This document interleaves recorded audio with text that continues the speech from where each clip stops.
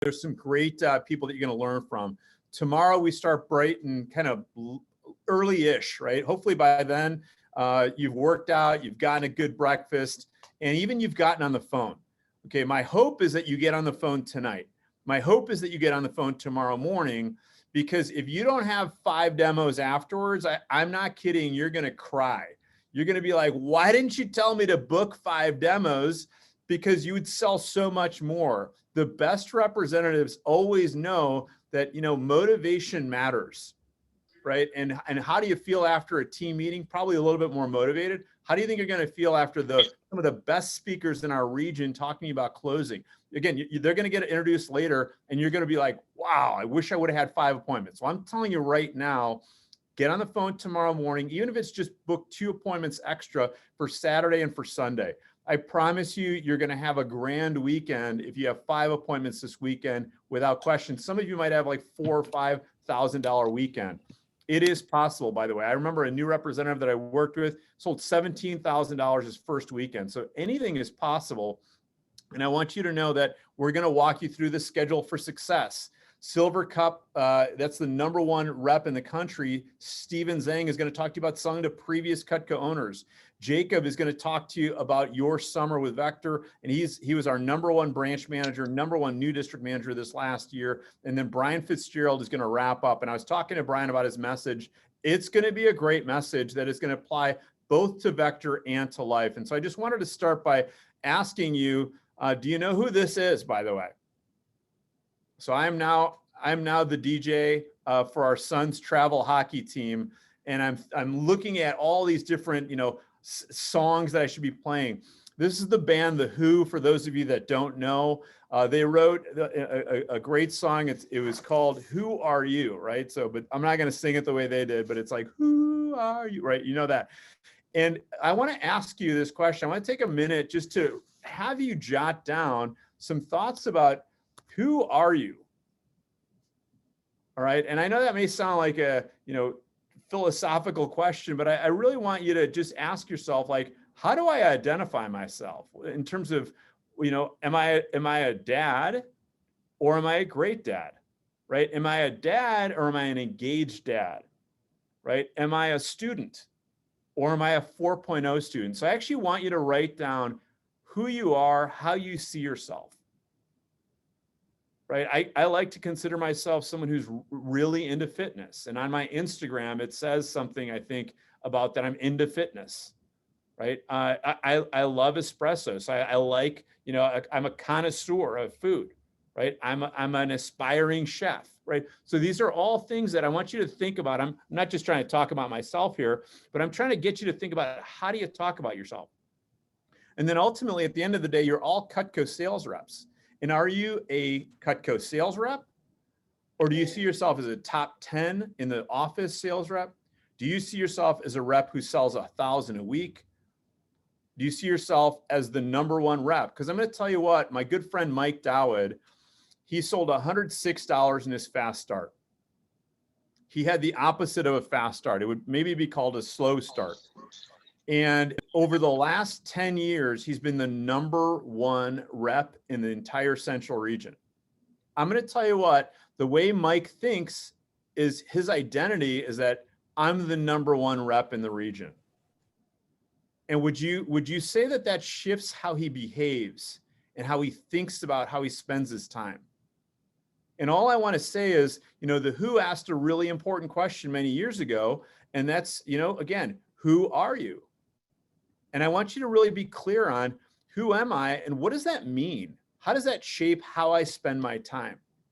Because very often what we're going to do, what I do, and I know when watching other people, I've personally trained over 5,000 representatives and hundreds of managers. How they see themselves, how I see myself is exactly how my week plays out. I told you I was into fitness. How often do you think I work out? The answer is every day. I'm not patting myself on the back. I'm not anyone special, by the way, but that matters to me. I see myself as someone who's really serious about growth. So no matter what, by the end of every day, I read at least 10 pages a day. Right? Do you guys get that? I see myself as an engaged dad. So I make sure that by the end of every day, I'm having at least one conversation in a meaningful way with our two boys. I see myself as a committed husband. I make sure that I have at least 20 minutes a day of a meaningful conversation. By the way, I'm not anyone special, but I want to tell you that I prioritize, and I'm encouraging you to prioritize the values that you have and that you see yourself, right? So think about that. What I want to share with you also is that our company is all about growth. This is a photo of our kids' school. And I love the school that they're at. This is our kids on the very first day of our son's school. This was back when I think he was 2 years old when he started at the school. So it was like a Montessori school, and it goes all the way through 8th grade. They're now both, by the way, you would never believe it, but they're 10 and 12 now. So this is obviously many years ago. And I think about how the school has shaped how they think about things because of the growth that they've had. The one on the right, his name's Bodie. And in the last 3 years, he's written an interest fair. And I'm not bragging about myself or my kids. I know it might sound like I am, but I'm really not. They're no one special either. I mean, to me, they're very special, obviously. But in the last 3 years, he wrote an article, he wrote an essay on the Cuban Missile Crisis, on antimatter, which when he said he was going to write a paper on that, I was like, what actually is antimatter? Because it sounds like by definition, it's not anything. And then he had explained it to me and he wrote a paper. And then this year he wrote a paper on viruses. And I was literally like reading it and I was like, I don't exactly know what that word means. I'm going to have to look it up. And I consider myself a pretty smart person. The reason I'm sharing this with you is that just like everyone else who passes through those hallways, everyone passes through the vector opportunity. And you have an opportunity to really grow. And I want to lay out for you, what are the steps to the vector opportunity? Just like with school, you have an opportunity to make something of it. I remember being a sales rep and I remember learning about some things about time management. I remember learning about influencing people. What's fascinating is the Harvard Business Review. It's one of the most esteemed business magazines in the world. They had an article that came out this month about how to persuade people. So this is a magazine that executives, at top companies listen to, and you're learning that skill right now and read. But you're learning that skill right now. I learned a lot about listening. I learned a lot about asking good questions. I learned about goal setting. So those are some things that you want to think about. What am I learning while I'm here? And then I got promoted to key staff. And in large part, what it simply meant is that I was held to a higher standard. So if you're not on key staff, ask your manager to get promoted to key staff. To be a member of key staff, you're held to a higher standard by your manager. And most importantly, you're surrounded by other like-minded people. There have been studies done that when you're in the military, you kind of hold yourself to a certain standard. And very often when people leave the military, they're not surrounded with those same motivated people. And sometimes, and I'm not dissing on people that were in the military, but sometimes their standards change, right? And I'll give you a personal example. When I was on the swim team, I was working out 2 hours a day. When I wasn't on the swim team, I wasn't working out 2 hours a day. Do you guys get that? So in other words, it's like who you hang out with is going to shape, right, what your behaviors are like. And if you're on key staff, and if it's going to shape how you see yourself and how you act. And to me, getting on key staff is one of the most important things that you can do if you really want to leverage the rep opportunity. Just like at school, right? It's like what you put in is what you're going to get out. But if you get put into the honors track, right, at school, that's going to shape your experience of school. And being on key staff is the equivalent of being in the honors program of Vector, right? Not only will you make more, but you'll get better experience. And if you want to advance, you have to get on key staff. And if you have any aspirations of advancing, we are looking for assistant managers. So what I want to share with you is all of the managers right now are looking for 5 to 7 assistant managers. Now, some of them have that assistant manager lineup all locked and loaded. So you might have to go to your manager and they might say, we've already got our positions filled. but I can talk to the local neighboring manager.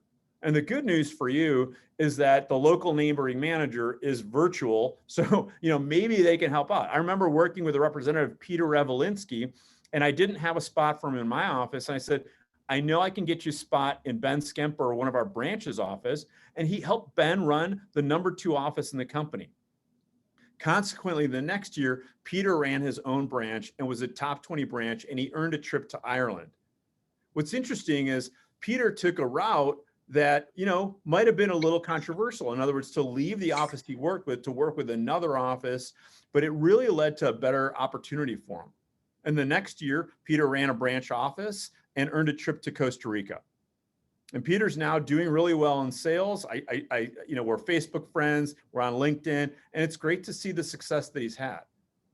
Let me just clue you in. Not everyone stays at Vector as long as I have, right? I think you kind of know that, just like with every company, right?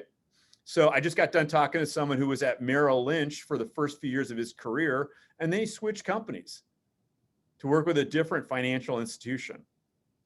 But if you want to be an assistant manager, to me, this is where you're leading others. What assistant managers do is they help representatives be better at their job while simultaneously selling Cutco. So many years ago, my mentor, Marty Dimitrovich, told me there's basically 3 ways to make money. Number 1 is to make money through your own work, and that's being a sales rep. The second way is to make money by helping others make money. Right? And that's when you're an assistant manager, you get paid on the sales of the office plus your personal sales. Okay. And then the third way to make money is to invest your money. Now, what I know is the more money you have, the more money you can invest. Right? So ideally, you've got 3 ways of making money, and that's how you really grow wealth, grow your net worth. And what I want to share with you is that all of your managers, almost in 90% of the cases, they are looking for assistant managers. An assistant manager is not a career position, but it's definitely a step up. And so even if in your mind, you're thinking, I'm not planning on being here longer than 4 months. Well, great. You might as well suck the marrow out of Vector. We're okay with that. And pad your resume as big as possible. Hey, employer XYZ, not only did I earn 4 promotions and a key staff promotion in my 4 months working with Vector, but I was also promoted to assistant manager, where I was responsible for the recruitment, the training, and development of sales representatives. That's pretty cool, right? What also can happen after that, and this is the next position I held, was branch manager. So you're going to hear from a couple of ex-branch managers, myself, Alex Lombardo, Phil Bolander, Nate Johnson, Elliot James. In fact, everyone on the program was an ex-branch manager. And so to me, the difference between assistant manager and branch manager is that it's all on you, right? So the assistant managers, yes, they recruit, yes, they train, yes, they develop sales reps. But the branch manager, it's like, you're the one who gets the ball thrown at you, and it's the last second shot. Everything is incumbent upon you. I heard a story just recently, and I want to ask you this question. If you think about it, imagine you're at sea. And imagine, I like sailing, by the way. I'm about to buy a second sailboat. I'm really excited about it. Because, by the way, it's not like it's a dinghy. It's a personal dinghy that you can just sail for one person. But I'm really excited about it because the other one is more of a family one. And this one, I'm gonna just kind of let it rip. All right. But if you're at sea, here's what I want you to think about. And there's thunderstorms, and it's almost like, the boat is almost coming apart at the seams. Who is the most important person when you think about that ensures the safety or not of the people on the boat? Go ahead and throw it in the chat. Who's the most important person to ensure the safety of the people on the boat? Well, I can't see your answers, but the answer is the person that built the ship. It's not the captain, right? Because if the ship is either going to survive or not based on the construction of the ship. And when I think about a branch manager, they're the construction, they're the ship constructor. I'm not saying that really, artfully, but I think you get the point. They're the ones that create the office, the culture, and they set the tone and the culture and the programs and the strategies for success. And if you do well at that, you know what happens? You could become a career sales professional. So that's what Siggy Steve did. And he ran a branch 2 times, and now he's a sales professional. That's what Mike Dowd, my good friend that I was telling you about, number 1 rep in the country, in the region for the last 10 years. He was a branch manager and a district manager, and then he moved into that position. So everything I've told you so far isn't a career position, but you could become a sales rep, a career sales rep, a Cutco sales professional, or a CGC, and that's someone who sells Cutco to realtors. We're the number 1 closing gift in America. The other route that you can take, by the way, is to become a district manager. And I held that position from 1994 to 1999, from September of 94 to September of 99. It was a great position. I'll tell you, what I learned a lot about was leadership. I learned everything that I did as a rep about working with people, listening skills, asking good questions, persuasion, time management, everything that you can think of. But it was at a much higher level, because I wasn't doing 3 demos a day. I was interacting with 40 to 50 reps a day. And so again, there's a saying that if you want to raise responsible children, give them responsibility. And that, at the age of 24, I was given a ton of responsibility. We've got some district managers that are younger than 24 that are given a ton of responsibility. And you wait to see what they do later in life. Some of them are going to continue with the vector, some of them won't. If you've listened to the Changing Lives Selling Knives podcast, write that down, by the way. Someone throw that in the chat. There's some great examples of people who've taken their vector experience and gone and done some pretty cool things. I'm not saying that what we do here isn't cool. I wouldn't be here if I didn't think helping people and grow in their capacity as a human isn't cool, right? But that was a really great position that I really enjoyed. I enjoyed it because, I had a chance to earn a Rolex. I had a chance to go on company trips. I had a chance to earn a $30,000 super bonus every 3 years. By the way, now it's better. Now you can get a BMW after 20 months. You can earn a super bonus of $100,000 after 3 years. So it's way better than what it was when I had it, right? I'm not like trying to say, I'm like, feel bad for me or anything like that. I loved my position. I was able to save over $100,000. And what was cool about that is that it really kind of got me thinking about myself as a leader and how I saw myself. And then I got the nod to division manager. Whoops. Did it show up on there or no?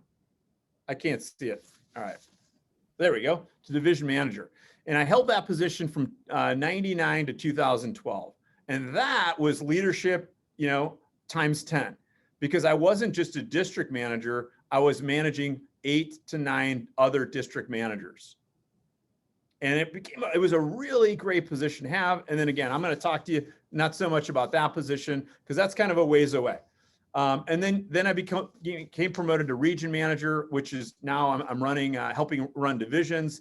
And then the last position at Vector is CEO. So I'm not looking to stop where I'm at, but it all started because I got promoted to key staff. And then it was accelerated when I got promoted to assistant manager. So I'm really excited for you. For those of you that are just getting started, you might be like me. When I started, I was like, I'm going to give this job 2 weeks. If I don't like it, I'm going to quit. But I gave it a good 2 weeks. I went to my first conference 5 days after I started. And I was like, wow, am I a chump? I'm not selling nearly as much as some of those other people are. I got to get my act together.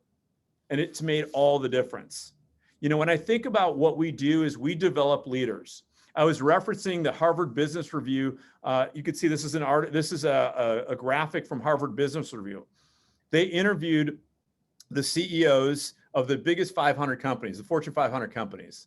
And they said, what are the competencies that are most important for management positions? They said that the number one was inspiring and motivating others. I'll tell you what, is selling Cutco easy? No, it's not. Is getting on the phone easy? No, it's not. Do you have to motivate yourself? Absolutely. And so what I've found is by motivating myself, it is easier to motivate others. Why? Because I see the value of it. And that is one of the things I want you to get out of the position. I want you to learn how to inspire and motivate others. And what's really cool in my experience that I've found is that very often I don't have to say anything.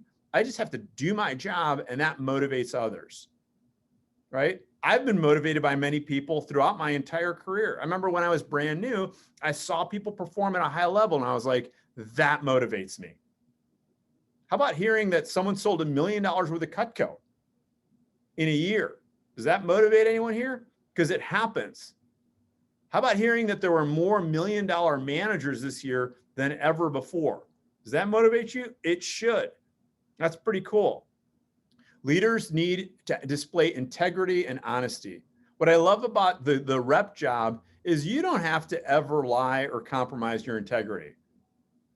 The bottom line is if you've ever run into a past Cutco owner, they will always tell you how outstanding the product is. And if you haven't had a chance to use Cutco, I've been using it since 1992. The knives are incredible. The pans, I don't know if you know, we have Cutco pans, also pots and pans. They're unbelievable. I made a grilled cheese today for lunch. And I was like, damn, I forgot how good these things are. And I was thinking about it in terms of preparation for this message. Do you solve problems and analyze issues? Well, think about how many challenges you solve on a daily basis. You solve the problem of Mrs. Jones or Mr. Jones, they're bad knives. You solve the problem of how can I afford Cutco? When they tell you I can't afford it, what they're actually telling you is show me a way to afford it and I'll buy it. And you're going to be able to talk to people on a resume about, you're going to be able to talk to people in a meaningful way about these things. Take a snapshot of this. And if a job offers these things, my advice is take that job. I want you to measure vector against these drive for results, like selling 1,000 a week or 10,000. Communicate powerfully and prolifically. Totally do that. Collaborate, be a team player, builds relationships, technical expertise. Hey, I knew nothing about knives and nothing about sales when I started. And by the end, I knew a lot about both. By the end of my first summer is what I'm talking about, which is my first couple of months. Strategic perspective, develops others. That's more for like assistant and branch managers, takes initiative, right? You make $0 of a paycheck unless you take initiative. I think, ladies and gentlemen, you're seeing where I'm going with this, is that I love working with our company and I'm so committed to helping others develop themselves as leaders. When I think about the Vector experience, we develop leaders. We give them the platform to develop their skills in the following fields, motivation of self and others, communication, persuasion, problem solving, and collaboration. And you know what? If you can find a job that encourages you to be a leader, take the job. Leadership is hard, but leadership is rewarding. I'll tell you that for sure. The other thing I want you to think about is, for your future, right? What are your strengths? I want you to jot down, what are your strengths? And if you write down like, I'm good with people, write down specifically, how are you good with people? If you say you're a hard worker, for instance, as a strength, that's not really a strength, but maybe it's a strength. Specifically how that you motivate yourself, maybe, right? I want you to take a minute just to think about, what are my strengths? And then later on, throughout the course of the weekend or the next few years, ask yourself, what does the world need? And when I think about what my strengths are and what the world needs, that gave me purpose. And that's why I'm still at Vector today. Because why am I here? I'm here because I want to grow as a leader. And I want to contribute to the growth of other leaders to make the most meaningful impact on the world that I can. And I know that I do that. And I know that people that become assistant and branch managers and even district managers and even CGCs, they make a more meaningful impact on the world. And my hope is that I did something to help contribute to that. But I want you to think about those two questions. What are my strengths and what does the world need? Because the world needs great scientists. I would not be one of those. I would have been in the wrong field. The world needs, great actors. I don't know that I would have been a great actor, great musician. I love music. I love acting. I love film, but they're not really my skill set. All right. When I think about what's the differentiator between people that accomplish what they want to and people that don't, it's discipline. I was going to throw up a photo of Warren Buffett also with his shirt off. Just kidding. But Warren Buffett, when you think about Warren Buffett, right, he's one of the most disciplined people. He doesn't look for flashy, investments. He is tried and true. Then I think of someone like Jessie Graff. I love her. I love The Rock, right? I was watching a movie the other day, Be Cool. I forgot that he was in that movie in 2005. He had this super small role. He wasn't even that great, but you kind of see a glimmer. And now he's the highest paid actor. It's pretty impressive for a guy that wanted to be a professional football player, then moved into wrestling, and then transitioned into acting. And then he did Moana, and he's a great singer. And I was like, damn, this guy's so disciplined. So I follow him on Instagram, and the guy's working out at like 4:30 in the morning. I'm not saying it's all about working out, but it's all about, in my opinion, have discipline towards the decisions that you make. In other words, keep the main thing the main thing. What's the main thing? Your dreams, your vision for who you are and what you want to accomplish. Be disciplined about your time. I'll wrap up in just a second here. Be disciplined about your time, right? Put your priorities, which are your relationships that matter most, and the things that matter most, into your schedule first. Fit vector around that. That's how I operate. And I'm encouraging you to do the same. Be disciplined about your energy. Go to bed earlier than you think you should, right? If you say, hey, I'm going to watch TV, give yourself I'm only going to watch for an hour, right? Look, I like to have a glass of wine every night, but I know if I have two, it affects my energy the next day. So again, think about what are the things that bring me energy? Be mindful and disciplined with your mindset. So again, that's why I read every day, because I know that someone else's expertise is going to reshape how I think about things. And be disciplined about your habits. At the end of the day, we can always tell what your habits are based on who you are and how you show up. Right? That's my advice, when I ask you those things, when I want you to think about your future. Pantajalli said this: when you're inspired by some great purpose, some extraordinary project, all of your thoughts break their bonds and your mind transcends limitations. Your consciousness expands in every direction and you find yourself in a great and new and wonderful world.